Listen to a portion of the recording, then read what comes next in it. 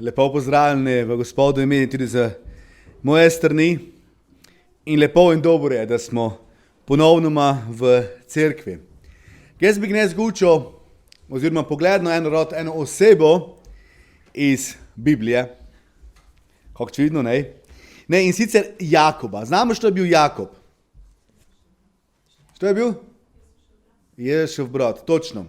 In Jakovo pismo, što je zapisano, to je samo par poglavij, je napisal on.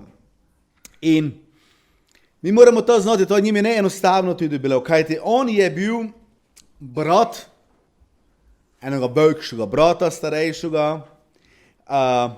On je bil zelo močno podobo ali predstavo o Jezusi, kajte skupaj sta odraščala. On je poznal Jezusa, kako je on bil kot dejte, kako je bil kot v družinsko življenje, zgodbe z otroštva. Poznal je Jezusovo človeško stran in poznal je njegovo privatno stran. O tem je zelo malo zapisano v Bibliji.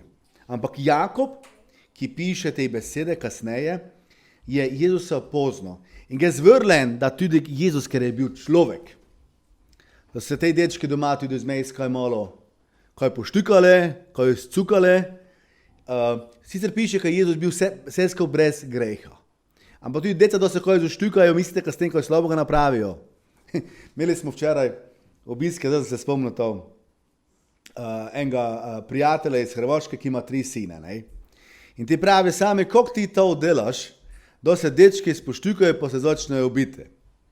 Reko, zmej si teč pa staviš, da je. Pa pravi, znaš, ko meni je en prijatelj tok pravo. Pusti je, noj se zbijajo, pa ti si 4 zmagaš, tisto, ti tisom natočeš, ti som enega maza dorete. Malo za hec. Ampak ne, Jakob je poznal Jezusa kot brata. Dobesedno, ne samo po veri, ampak telesno. In kasneje štejemo, da se je on srečal tudi z vstalim Jezusom. Z njim je preživel celo življenje in da je Jezus vstal gor, to je spremenilo njegovo življenje. Spoznal je, da je Jezus resem bil te Mesije, što je bil obečani. In Jakob je pozneje, da je Jezus odišel že v nebi po gradu, eden od glavnih voditeljev prve cerkve v Jeruzalemi. In ta cerkev se je potem, da se je začelo preganjanje o tem, štem v apostolskih knjigah, se je razkropila. Razbežali so se na vse strani in potem Jakob piše v prvem poglavju in tok zača tekst 1 od 1 do 2. Jakob, služabnik Boga in Gospoda Jezusa Kristusa. Piše od svojega brata. Tu že moramo videti, kako to, jaz Simon, ne vem, če vidite, bi to nazivu tok, ne. Gospod Simon Kuzmič, ne. Piše 12 rodovom v razseljenosti. Razseljo se. Lep pozdrav. In pravi, moji bratje, kadar prijete v razne preizkušnje, imejte to za čisto veselje. Jakob je tu pisal tem razkropljenim kristjanom in to so bili tu verjetno učenci, štiri so pred preganjanjem razšli, kako sem prelej pravo, in je ščel opogumiti, kajti on jih je poznal osebno, on je skupaj za njimi živo, skupaj za njimi delo in šče njimi ni doti vipanje, šče njih zdite pogumu vere, opogumiti, spodbuditi, noj ne obupajo v težkih situacijah. Jakob je znal, da njihove sovražnike prežijo na njih, da imajo težke čase, da so izolirani, da od prijateljev pogosto ločeni od svojih družin in živeči sami v tuji državi, jim bilo dostakrat težko pri srce. Zdaj imamo tu Krenusove, ki so tu bili, zato samo zato omenem, izseljeni takrat v tistom čase. Moj začetki bilo fajn v Nemčiji, da ste mogli iti s trebuhom za krupom. Čisto začetna leta, če pomislite. Jaz znam tudi, da sem, kako dejte, že odišel. In dostakrat sem potočil skrivno skuzo za ten, da je neenostavno biti nekje v tujem, kjer dosta ljudi ne poznaš. In dosta ljudi takšne stvari doživlja v trenutnem času za takšnimi, domajo enostavno so zgubljeni, sami. In brezupnost se je širila med tistimi ljudmi, kajte ne so znali. Jezus, naš Gospod je odišel in mi smo zdaj sami tu, ne vemo, ko bude. In Jakob mi zdaj piše, veselite se v težkih časih. In naša prva reakcija bila, Jakoba, ko je stjav? Ne čujem dobro? Ti si ti malo zdaj pomešal. Da je meni ne fajn, da mi je težko. Te se nojge zveselim. Pa znate, skrivnost v tem je v perspektivi, iz šterega vidikaš ti gledaš na te težki čas. Jakob to imenuje kot en preizkus vere, na en zelo praktičen način. In on nam pokaže, kako je naša vera mora biti pristna, da se moramo držati Gospoda tudi takrat, da nam je nejlepo, da vzdržimo, da vztrajamo pri njem. Preizkus je dostakrat zelo ena praktična priložnost, da izkusimo Božjo zvestobo, njegovo podporo, njegovo pomoč. In ta se izkaže, da je edinstveni način in priložnost, da lahko krepimo svojo vero. Zato Jakob tu goči o veselji. V 3. vrstici dole pravi, saj spoznavate, da je preizkušenost vaše vere ustvarja stanovitnost. Imamo to en test. Nišče je ne šel rod pisati kontrolko, test, izpit. Kajti to je dostakrat v to negotovost, v strah, kako bude, leko je zelo težko. To, da Jakob pravi svojim bralcem, takšni časi do neizogibno prišli. To, da se zgodilo. Vprašanje je pa, kako boš ti v takšni časi znal ravnati, če boš pravilno ukrepal. In to je zelo zanimiva perspektiva, kako gledamo na naše življenje. In takšen pristop nudi samo eno močno upanje. In to upanje lahko izvira le iz enega vira, in to je naš Gospod, da imamo trdno zaupanje v njega, da je Bog nad tem preizkusom, da ima vse pod nadzorom in da je vse v dobro spelo. In dragi, to zaupanje, to vero se moramo nabrati ali utrditi pred preizkusom. Kajti v samom preizkusu, da prideš na volo, da prideš v trpljenje, te besede, veselite se zdaj, da trpite, nič ne pomagajo. Ampak mi moramo gledati na situacijo iz druge perspektive. In Jakob je bralcem, svojim prijateljem dal 7 ključov, kako naj bi pomagali razviti to trdno, varno upanje in ter ohraniti zaupanje v Boga v teh težkih časih. In to bomo pogledali na te 7 stvari. Kot prva stvar, Jakob nedvomno pravi, te težki časi do prišle in do minile. V luči večnosti naše težave in stiske imajo zelo en kratek čas. Če želimo najti upanje, moramo najprej spremeniti perspektivo. Ne gledati zdaj samo na problem, da si v njem, tu in zdaj, ampak rajši upoštevamo Božjo besedo. Kajti, kako sem prej pravil, da smo v krizi, takrat je zelo težko in zelo žmetno iskati perspektivo. Je pa nujno in pa potrebno za nas, ka pogumno in varno, psihično zdravo prebrodimo težko obdobje. Jakob pravi, bojte potrpežljivi, počakajte, spet bodo prišli boljši časi. Tu obstaja eden potem, naša prihodnost, v šteri je ne vse temno, v šteri je ne vse polno kaosa. Jakob 5, 7, 8. Zato, bratje, potrpite do Gospodovega prihoda. Glejte, poljedelec pričakuje dragocen sad zemlje in potrpežljivo čaka, dokler ne prejme zgodnjega in poznega dežja. Potrpite tudi vi, utrdite svoje srca, kajti Gospodov prihod je blizu.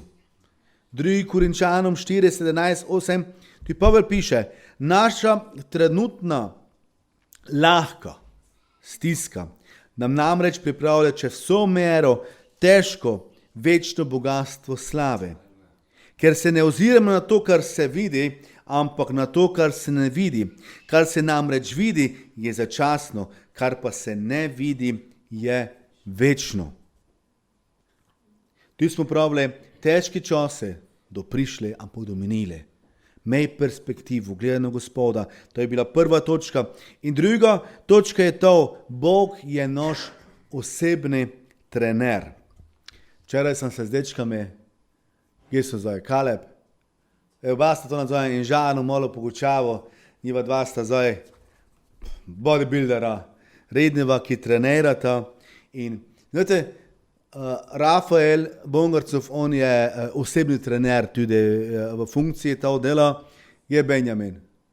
Ti si odok njemi, in si uživo pri tem. Takoj na začetku svojega pisma Jakov poimenuje pot do duševne in duhovne zrelosti. In zdaj to je tudi trening.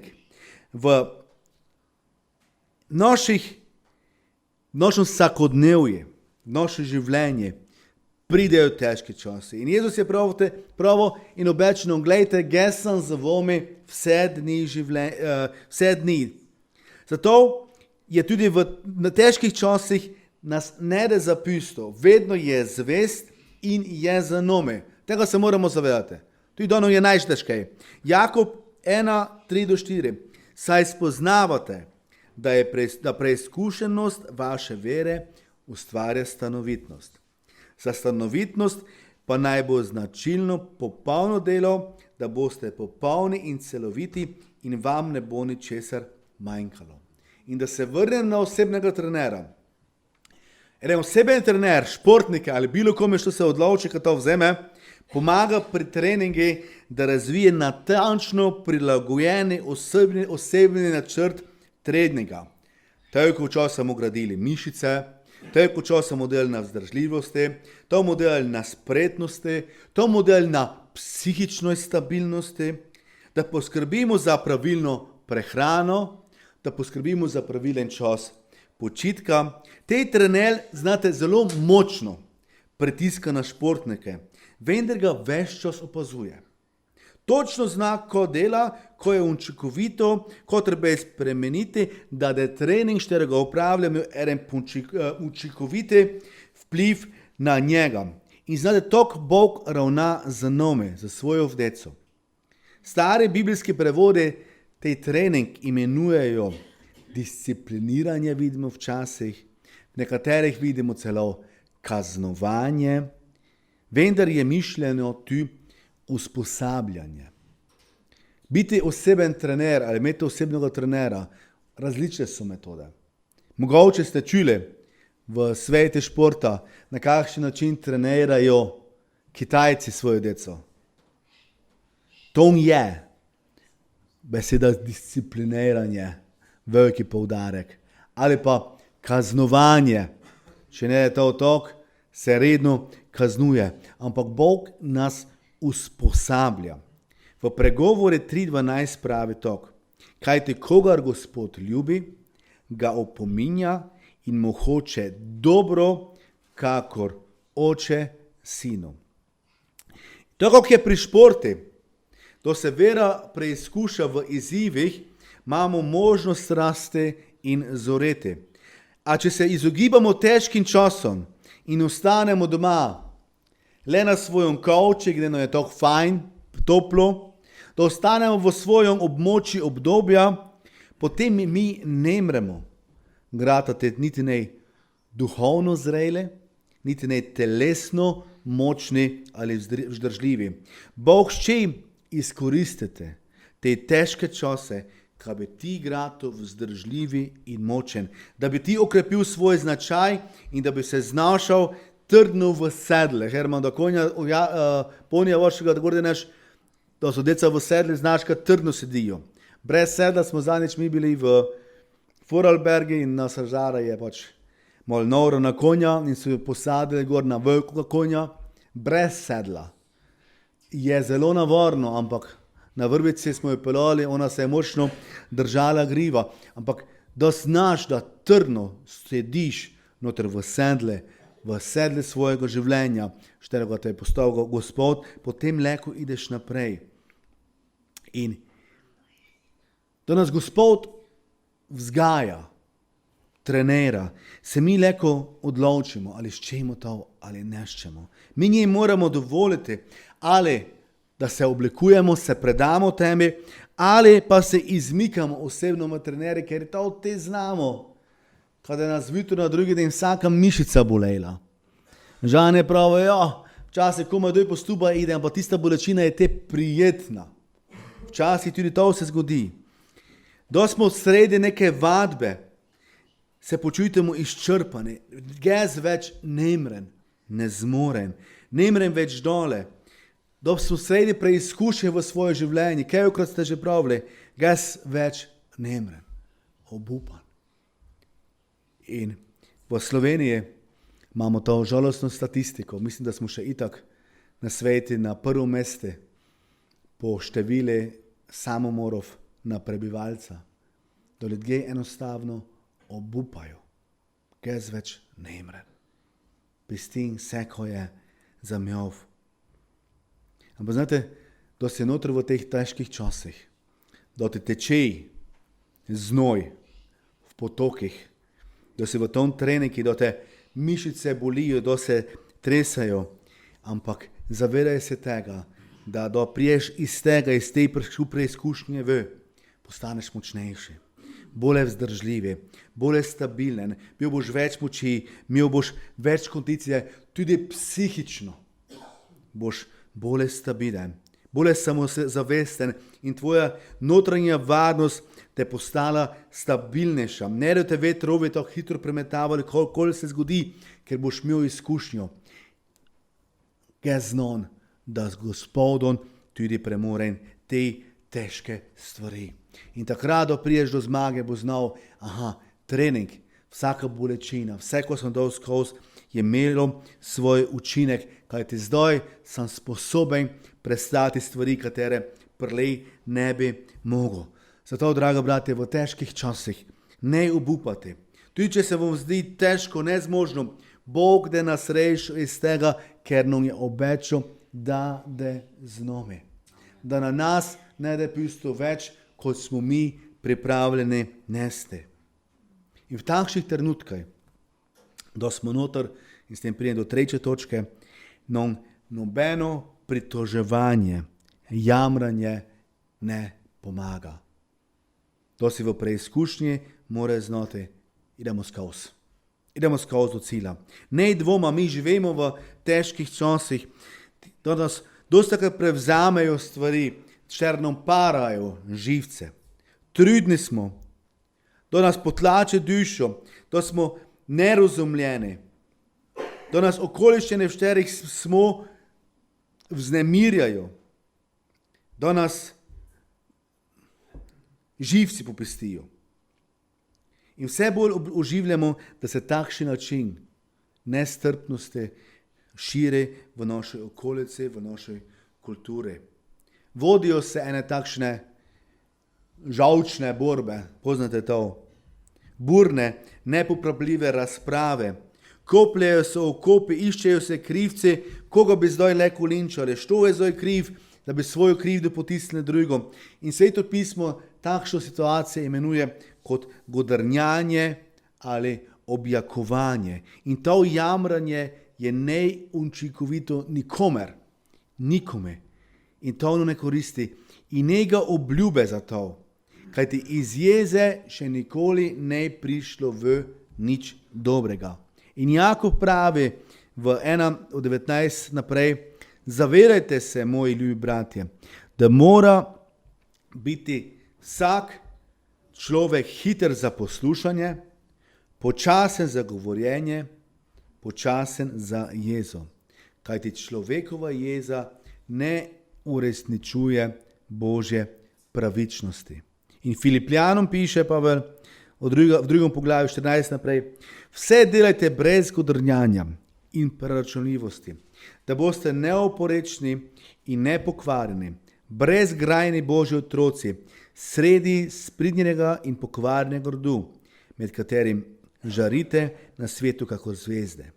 Držite se besede življenja, da se bom lahko na Kristusov dan pohvalil, da nisem v prazno tekel in se nisem v prazno trudil. Torej, godrnjanje je za manj. Tu moramo skozi kakšnokoli situacijo prideš. Te izrek ste dostakrat čuli. In ga si večkrat predstavljam generacije, ki so še tu med nami, ki so dale bojne skozi, ki so zgubile vse in so mogli za nule štartati, ki so zgubile ne samo materialne stvari, ki so zgubile tudi svoj centov dole. In leko bi takrat obupali, leko bi godrnjali, ali ko bi to pomagalo? Nič. Gremo naprej. Tu moramo skozi, kajti konc koncev jokajoče godrnjanje nas pela samo v eno samo pomilovanje. S tem se začnemo sami sebi smiliti in več ne moremo realno, razumsko razmišljati. V tem življenjskim pogledu človek prevzame eno pasivno žrtev. Vsi so krivi, vse je proti meni. Pasivno žrtev do okoliščin. Kdor se mora, in te se prepira dostakrat za svojo usodo, išče krivca, šterega bi rekel zdaj premlato, što je zdaj kriv, in se neha ukvarjati za svojim realnim življenjem, za svojim gnez, kak zdaj naprej. In sčasoma znate jeza in notranjo vznemirje vodite v zagrenjenost in sovraštvo. In s tem same sebe uničujemo. In takša zagrenjenost, sovraštvo te paralizira, te oropa svoje moči, oropa te svojega vipanja, oropa te tvoje energije. In zelo težko je biti poln jeze in upanja hkrati. Ne ide to.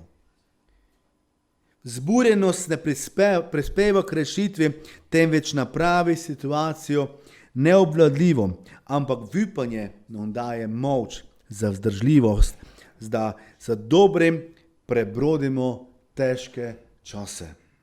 Zato ne obupati, vztrajati, ne godrnati, ampak gledati Gospoda tudi v težkih časih. Kot četrto, Bog ceni vaše, moje zavipanje. Nekateri ljudje bežijo od Boga do stvari, ne dajo to, kako bi mogle. Da se jim neka stvar ne zdi, iščejo nekaj druga. Toda Jakub nas pozbuja, naj v težkih časih zavipamo Bogu, naj primerno temi tudi ravnamo, se obnašamo. Svoje bralce spominja na Abrahama, kot primer. Bog je njegovo vero dostakrat preizkusil, na mnogo načinov, z velikimi izzivi. Izval ga je, naj zapusti svoj varen dom, kjer jim je dobro, in naj ide v neznano. Da je Abraham da se je postaral, je bil brez dicej, in Bog pravi, glej, pej se, koliko ga je, glej zvezde, koliko jih je, in dal njim je obljubo, da je imel takšno število potomcev. In da je Abraham po dolgo času končno dobil tega obljubljenega sina, da je Bog padal na probo. Žrtvuj mi ga. Bog je vedno znova preskušal njegovo zavipanje, ga izzval, naj napravi korak vere, naj ukrepa. In običajno njim je niti ne naprej pravo, ko je se zgodilo. Če bi mi pravo, žrtvuj mi sina, gremo ga tok ti reši na konce, to ne bi bila preizkušnja. Ne? Ampak jaz ne vem, kako bi mi ravnali, če bi v tej situaciji bili. In v Jakobi 2, od 22 naprej piše to. Vidiš, da je vera sodelovala z njegovimi deli in da je šele zaradi del postala popolna. Tako se je izpolnilo pismo, ki pravi, Abraham je verjel Bogu in to mu je bilo všteto v pravičnost in imenovan je bil Božji prijatelj. Abraham je veril v Boga, zato se je imenoval Božji prijatelj. Če vidiš Boga v težkih časih vere, se obrni k njemu, ne zapusti ga. Potem tudi on tebe ne da zapustil, ne, še več, imenoval da te svojega prijatelja, ker tudi takrat, da ne vidiš izhoda, se njim je zvest. In znate, Bog, da se v takšni situaciji, da jim je zavipamo nasmehno, jaz to predstavljam, ponosen da na nas, poln veselja, da nam telesno ne nešto dobro in vsem na njega gledali, je zvrlen, da se on veseli, da se raduje, glej, vseeno me zavipa, kljub temi, kaj mi telesno ne ide dobro. In zato njimi zavipamo tudi takrat, da situacije ne razumemo, v katero se znajdemo, da nam je težko.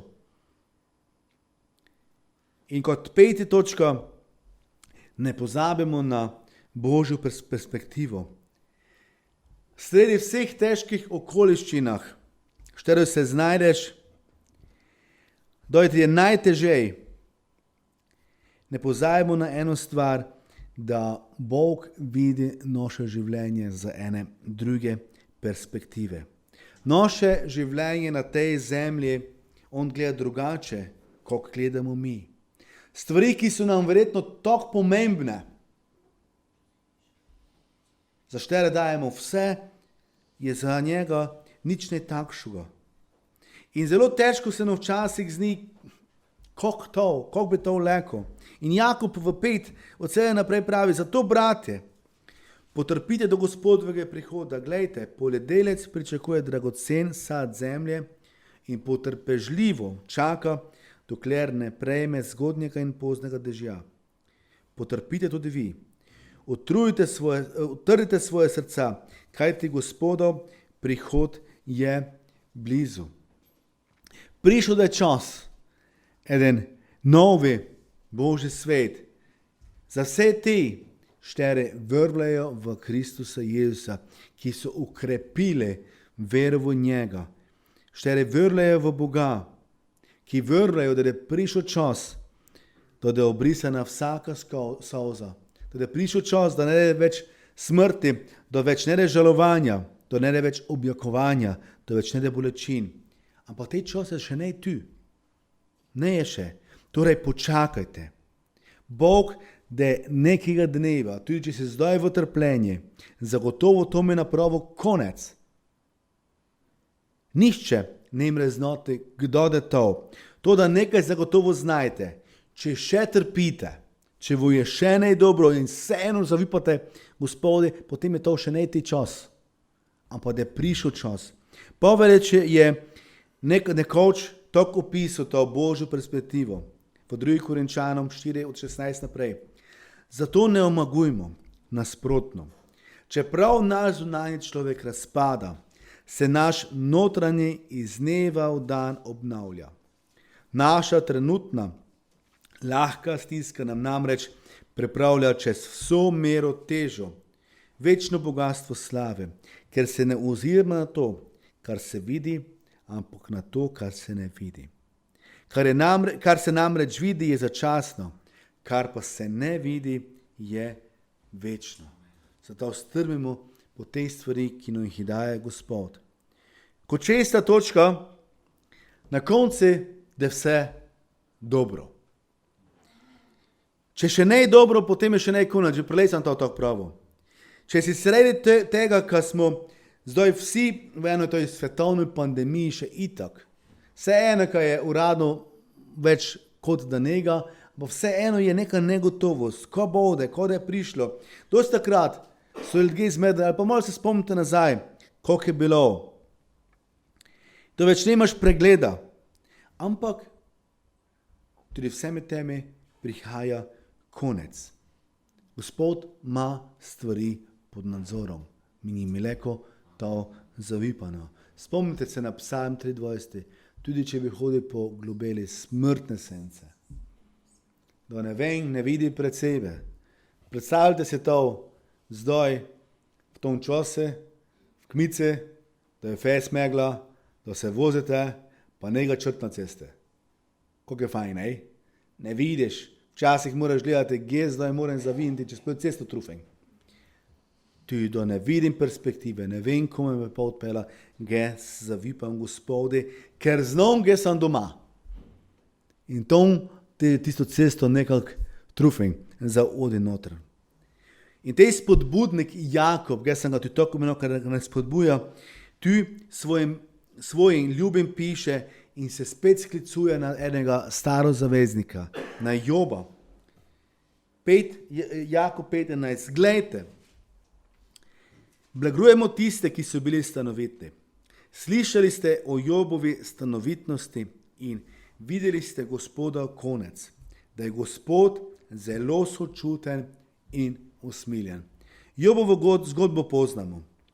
Ampak če bi ščeli Jobovo zgodbo pravilno razmeti Gospoda, kako je on to vse nadzoroval, bi jo mogli šteti od nadzora naprej. Iz Božje perspektive. Kad je to on pokaže Boga za druge strani. On nam pokaže, kako je velik, kako je zmožen, kako ima vse pod nadzorom. Čeprav je Jobovo jamranje, niti ne toliko fejs njegovo, kot pa tisti njegovih prijateljev, večini del knjige, je to vseeno bilo v Božji perspektivi eno kratko obdobje, ker je Job bil v enoj preizkušnji, v enom testi, v enom treningu in se je utrdil. In ko vidimo in znamo, je kasneje tudi bil nagrajen. Kajti njegovo trpljenje je bilo kratkotrajno. Bog je pripeljal to do cilja in pripeljal to vse do podrobnosti. In to je tudi z nami. Ne gledaj na to, ko ide zdaj skozi v tom trenutku, ampak gledaj naprej, na vipanje. Gledaj na to, ko nam je Gospod obečal. Bogi je mar za tvojo prihodnost. Njim je ne se eno, ko se s tem dogajalo. On se skrbi zate. In zato tudi mi lahko svoje skrbi, svoje bremena vržemo na njega. Dece imajo to eno pesem. Vse svoje skrbi vrzi nanj. Bog pozna konec tvoje zgodbe. Kajti on je pot, on je izhod in vsega, zaščen se ti zdaj soočaš in se še boš. Zato zavipaj njeme. In kot zadnja točka, na koncu, da te čakala krona zmage. Vedno znova v Svetem pismu štejemo, da Bog v večnosti nagradi tiste, ki so ohranili vero, ohranili vipanje in zvestobo do njega in sicer to do cilja. Jakob 1:12. Blagor človeku, ki stanovitno prenaša preizkušnjo. Kajti, ko bo postal preizkušen, bo prejel venec življenja, ki ga je Bog obljubil njim, kateri ga ljubijo. Še enkrat, ne glede na to, skozi kaj zdaj ideš. Nagrada v nebesih je neizmerno velika in neverjetna. Ne morem se primerjati za nič drugih na svetu. Ja, včasih je življenje težko, ne enostavno. Slabo nam včasih ide, ampak mi nucamo ena trdna tla pod nogami, da ne bi se potonili. Eno vipanje v našega Gospoda in to ne je ena le pobožna želja, štelo bi imeli, ampak ne, to nam ne pomaga, če se predstavljamo, kako to imamo, bo to moramo imeti.